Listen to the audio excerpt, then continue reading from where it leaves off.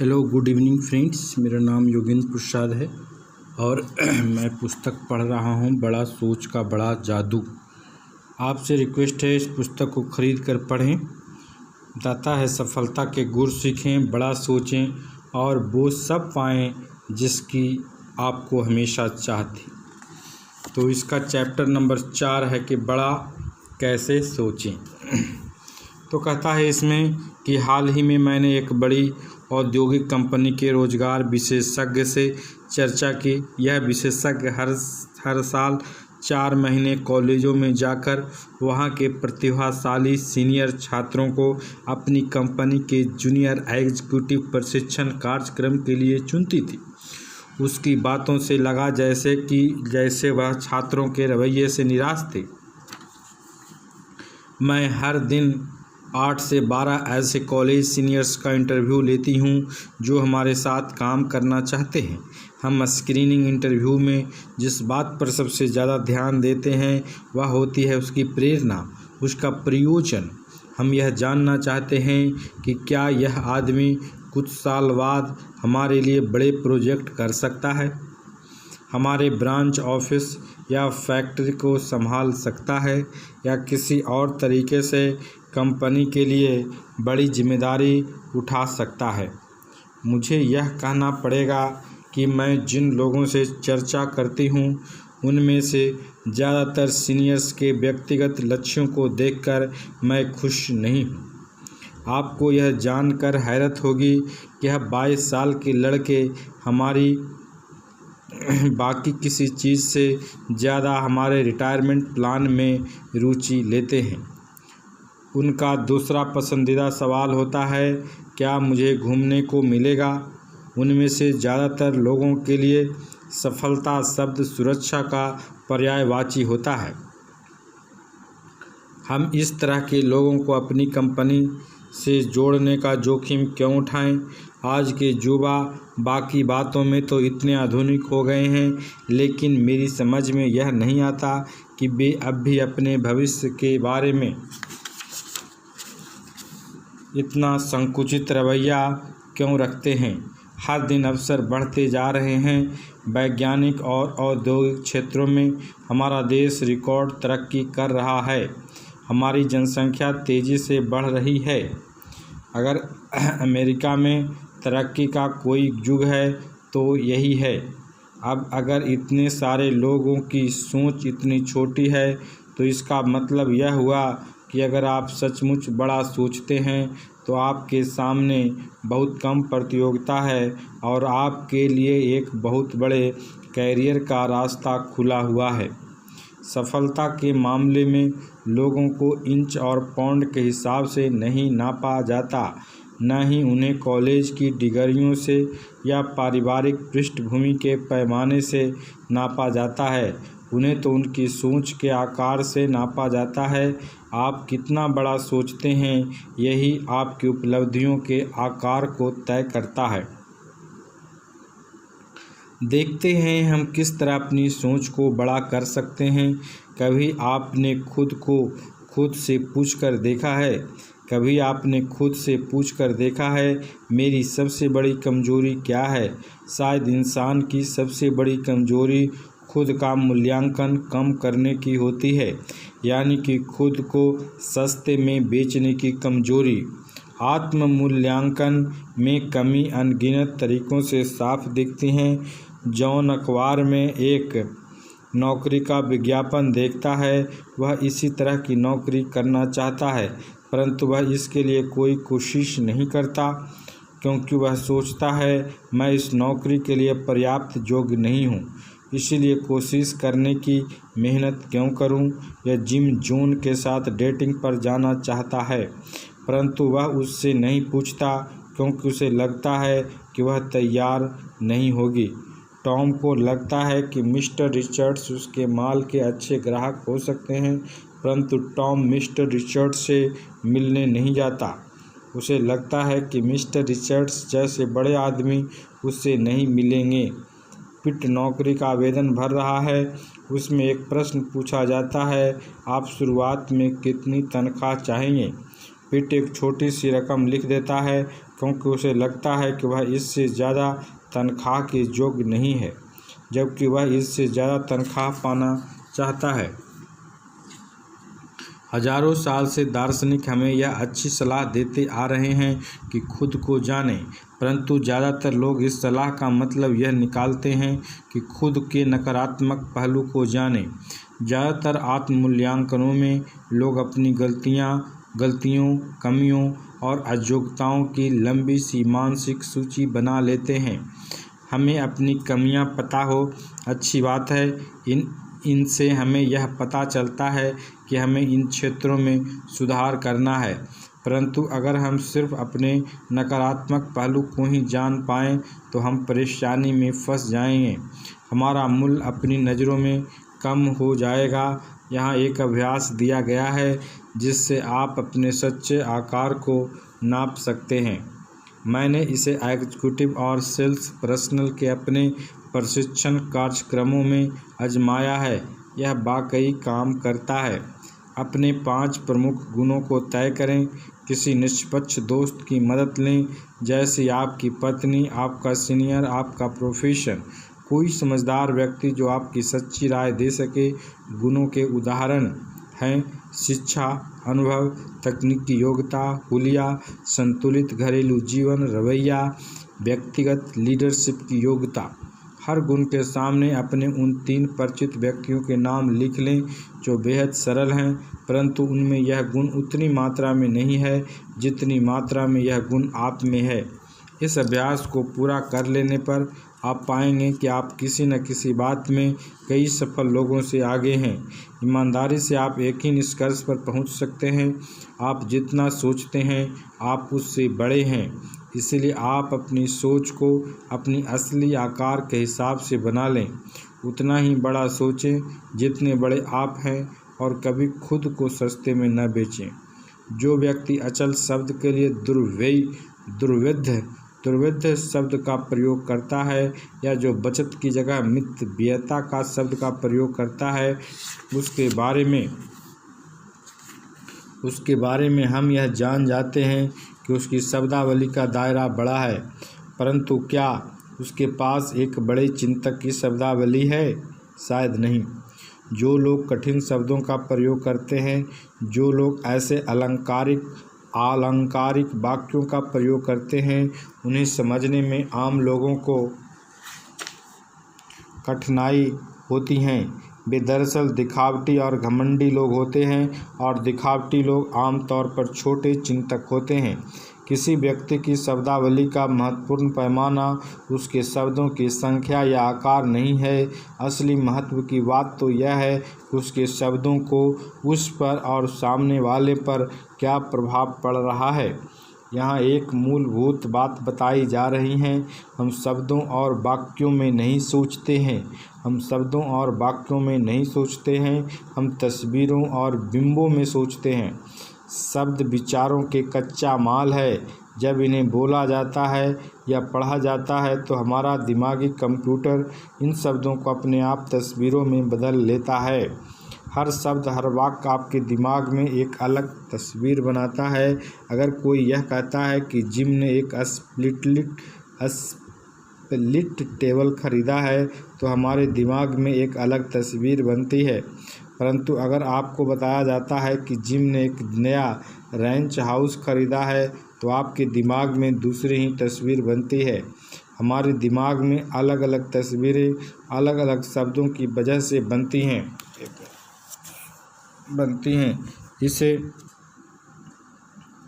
इसे इस तरीके से देखें, जब आप बोलते हैं या लिखते हैं तो आप एक तरह से दूसरे लोगों के दिमाग में फिल्म दिखाने वाले प्रोजेक्टर का काम कर रहे हैं और आप जिस तरह की फिल्म दिखाएंगे सामने वाले पर आपका प्रभाव वैसा ही पड़ेगा। मान लीजिए आप लोगों को यह बताते हैं कि मुझे यह बताते हुए दुख हो रहा है कि हम असफल हो गए। इस वाक्य का उन लोगों पर क्या असर होगा? वे लोग इन शब्दों में हार और निराशा और दुख के चित्र देखेंगे जो असफल शब्द में छुपे हुए हैं। इसके बजाय अगर आप कहते हैं कि यह रहा एक नया उपाय जिससे हम सफल हो सकते हैं, तो इसके लिए उनका उत्साह बढ़ जाएगा और एक बार फिर कोशिश करने के लिए तैयार हो जाएंगे। मान लीजिए आप कहते हैं कि हमारे सामने एक समस्या है। ऐसा कहने पर दूसरों के दिमाग में आप एक ऐसी तस्वीर बना देंगे जो सुलझाने में मुश्किल और अप्रिय होगी। इसके बजाय यह कहें कि हमारे सामने एक चुनौती है, हमारे सामने एक चुनौती है और इस वाक्य से आप एक ऐसी मानसिक तस्वीर बना देते हैं जिसमें आनंद है, खेल है, करने के लिए कुछ अच्छा है।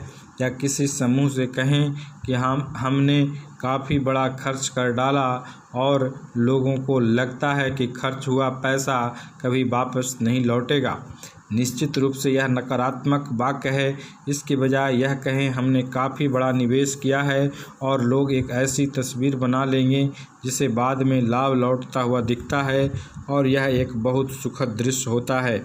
मुद्दे की बात यह है कि बड़े चिंतकों में अपने और दूसरों के मस्तिष्क में सकारात्मक, प्रगतिशील और आशावादी तस्वीरें बनाने की कला होती हैं। बड़ी सोच के लिए हमें ऐसे शब्दों और वाक्यों का प्रयोग करना चाहिए जो बड़े सकारात्मक मानसिक चित्र प्रदान कर सकें। नीचे बाएं हाथ के कॉलम में कुछ वाक्य नीचे दिए गए हैं जिनमें छोटे नकारात्मक निराशाजनक उत्पन्न होते हैं। दाएं हाथ के कॉलम में उसी परिस्थिति को बड़े सकारात्मक अंदाज में प्रस्तुत किया गया है। पढ़ते समय खुद से पूछें, मैं किस तरह का मानसिक चित्र देख रहा हूँ। छोटे नकारात्मक मानसिक चित्र उत्पन्न करने वाले वाक्य और बड़े सकारात्मक मानसिक चित्र उत्पन्न करने वाले वाक्य। तो छोटे वाले हैं कि इससे कोई फ़ायदा नहीं होगा, हम हार चुके हैं, और बड़े सकारात्मक मानसिक चित्र वाले, हम अभी हारे नहीं हैं, हम कोशिश करते रहेंगे, यह रहा एक नया उपाय, हम सफल हो सकते हैं। मैंने पहले भी यह बिजनेस किया था और मैं इसमें असफल हो गया था। मैं अब दोबारा भूल कर भी कोशिश नहीं करूँगा। मैं एक बार इसमें ज़रूर असफल हुआ था, परंतु उसमें गलती मेरी थी और अब मैं एक बार फिर कोशिश करके देखूंगा और उस गलती को नहीं दोहराऊंगा।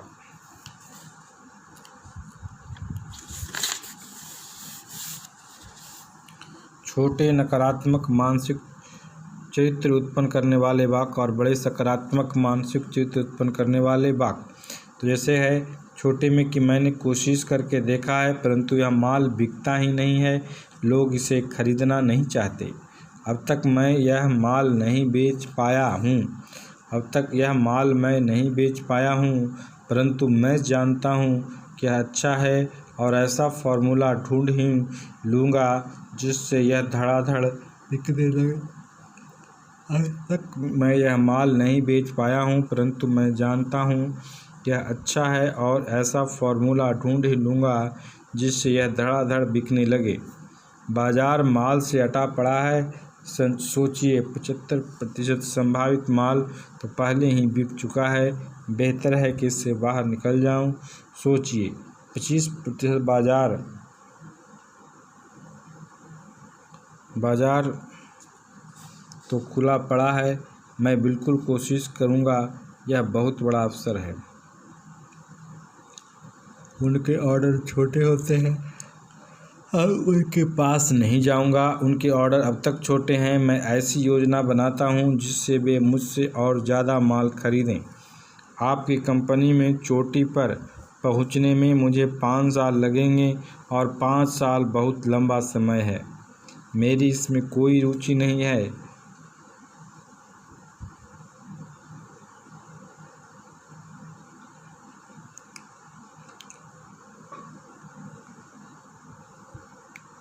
पाँच साल का समय ज़्यादा नहीं होता। ज़रा सोचिए, इसके बाद भी मेरे पास चोटी के पद पर रहने के लिए 30 साल का समय बचता है। प्रतियोगी कंपनी के पास हर एक लाभ है। मैं उनके विरुद्ध अपना लाभ कैसे भेज सकता हूँ?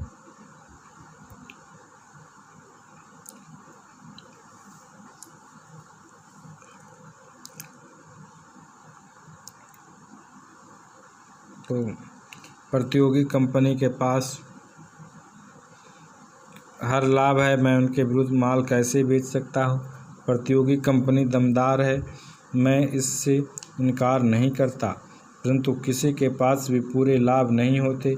हम बैठकर सोचें और ऐसा तरीके खोजें जिससे हम उन्हें हरा सकते।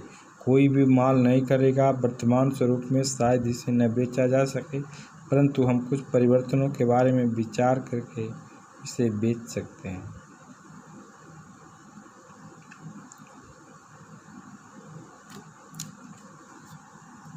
तो छोटे नकारात्मक मानसिक चरित्र उत्पन्न करने वाले वाक्य और बड़े सकारात्मक मानसिक चरित्र उत्पन्न करने वाले वाक्य। हम तब तक इंतज़ार करें जब तक कि मंदी नहीं आ जाती, या फिर हम स्टॉक खरीदेंगे।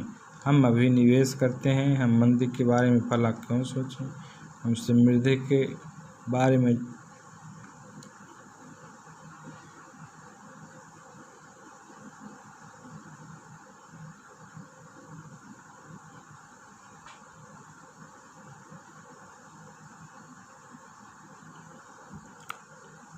हम मंदी के बारे में भला क्यों सोचें। हम समृद्धि पर अपना पैसा क्यों न लगाएं। मैं इस काम के लिए ज़्यादा युवा बूढ़ा हूँ। युवा बूढ़ा होना एक फ़ायदे की बात है। यह उपाय सफल नहीं होगा, मैं साबित कर सकता हूँ। अंधेरा, उदासी, निराशा, दुख और सफलता, यह उपाय सफल होगा, मैं साबित कर सकता हूँ। चित्र, चमक, ऊर्जा, सफलता, आनंद और विजय। बड़े चिंतक की शब्दावली विकसित करने के 4 तरीके।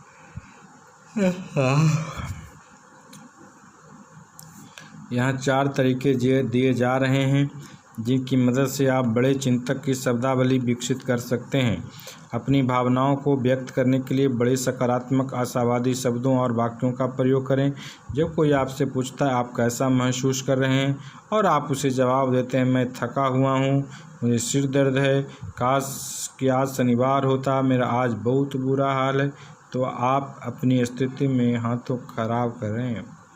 उसका अभ्यास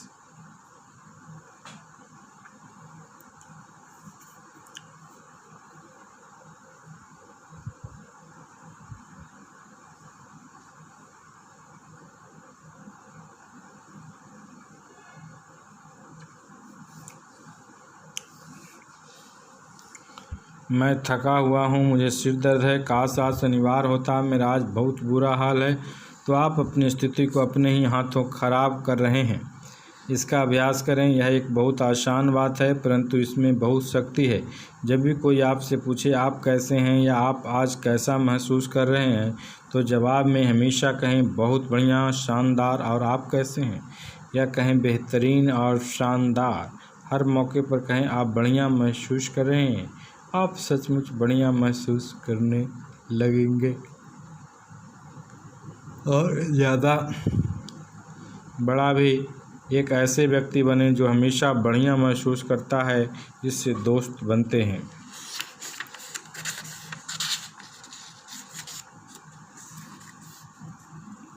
दूसरे लोगों को वर्णन करते समय चमकीले, खुशनुमा, सकारात्मक शब्दों और वाक्यों का प्रयोग करें।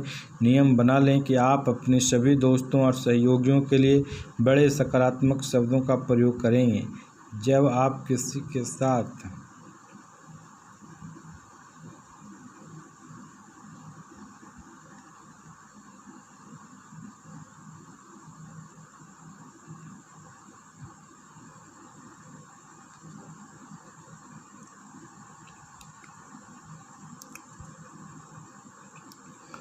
तो आप अपने सभी दोस्तों से सकारात्मक शब्दों का प्रयोग करें। जब आप किसी के साथ किसी तीसरे अनुपस्थित व्यक्ति के बारे में बात कर रहे हों, तो आप उसकी बड़ी शब्दों में प्रशंसा करें।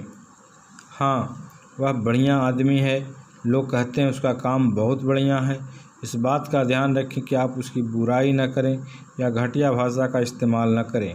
देर से वह तीसरे व्यक्ति को पता चल जाता है कि आपने क्या कहा था।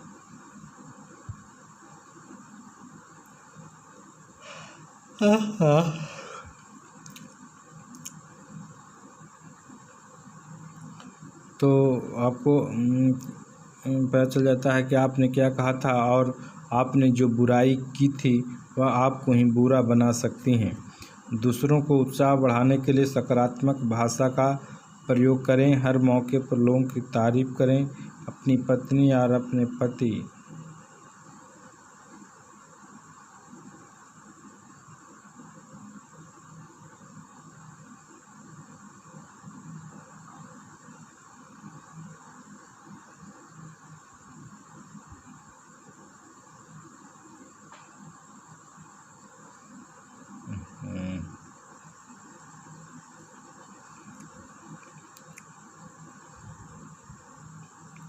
दूसरों को उत्साह बढ़ाने के लिए सकारात्मक भाषा का प्रयोग करें। हर मौके पर लोगों की तारीफ़ करें। अपनी पत्नी और अपने पति की हर रोज़ तारीफ़ करें। अपने साथ काम करने वालों की रोज़ तारीफ़ करें। अगर सच्ची तारीफ़ की जाए तो यह सफलता का औजार बन जाती है। इसका प्रयोग करें। इसका प्रयोग बार बार हर बार करें। लोगों के हुलिये, उनके काम, उनकी उपलब्धि, उनके परिवार की तारीफ़ करें। दूसरों के सामने योजना प्रस्तुत करते समय सकारात्मक शब्दों का प्रयोग करें।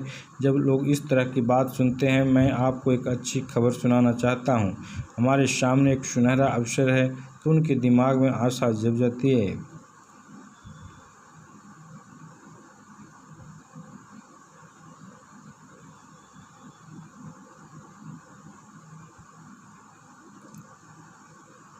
तो प्रस्तुत कर सकारात्मक शब्दों का प्रयोग करें। जब लोग इस तरह की बातें सुनते हैं, मैं आपको एक अच्छी खबर सुनाना चाहता हूँ, तो हमारे सामने एक सुनहरा अवसर है, तो उनके दिमाग में आशा जग जाती हैं। परंतु जब भी इस तरह की कोई बातें सुनते हैं, चाहे आप इसे पसंद करें या न करें, हमें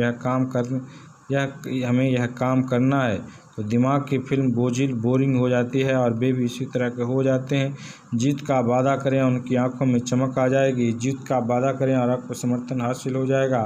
महल बनाएं, कब्र न खोदें। यह न देखें कि क्या है, यह देखें कि क्या हो सकता है।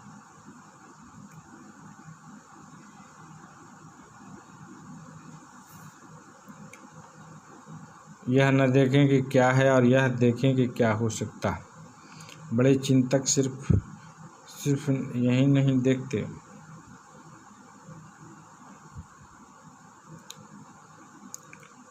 यह न देखें कि क्या है, यह देखें कि क्या हो सकता है। कहता है कि बड़े चिंतक सिर्फ यही नहीं देखते कि क्या है, वे यह भी देख सकते हैं कि क्या हो सकता है। यहाँ पर 4 उदाहरण दिए जा रहे हैं और ऐसा किस तरह किया जा सकता है। पहला, रियल एस्टेट की कीमत कैसे बढ़ती है। एक बेहद सफल रियल्टर जो ग्रामीण इलाके की जायदाद का विशेषज्ञ है, का कहना है कि अगर हम भविष्य की कल्पना करें तो इसमें बहुत लाभ किसकी हो सकती हैं। जहां आप कुछ नहीं हैं, तो कल क्या हो सकता है, इस बात का कल्पना करना हमें सीखना चाहिए।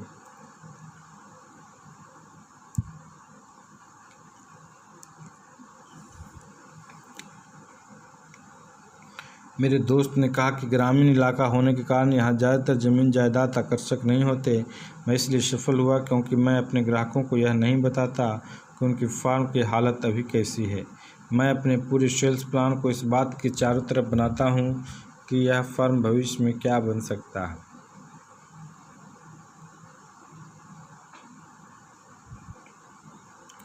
मैं अपने पूरे सेल्स प्लान को इस बात के चारों तरफ बनाता हूँ कि यह फर्म भविष्य में क्या बन सकता है। ग्राहक को अगर मैं सीधे तरीके से यह न बताऊं कि इस फर्म में कितना एकड़ ज़मीन, कितने एकड़ पेड़ और शहर में कितने मील दूर हैं, इससे वह उत्साहित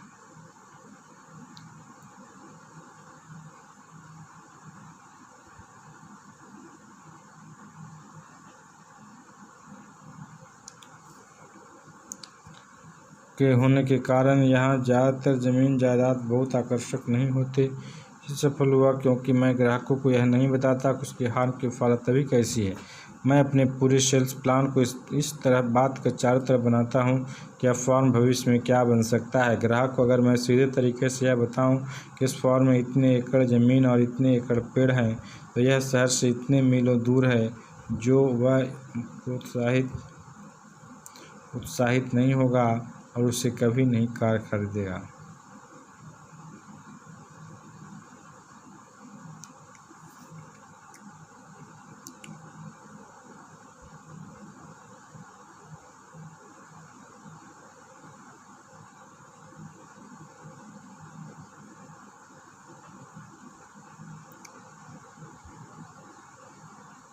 तो रेस्ट पार्ट 1।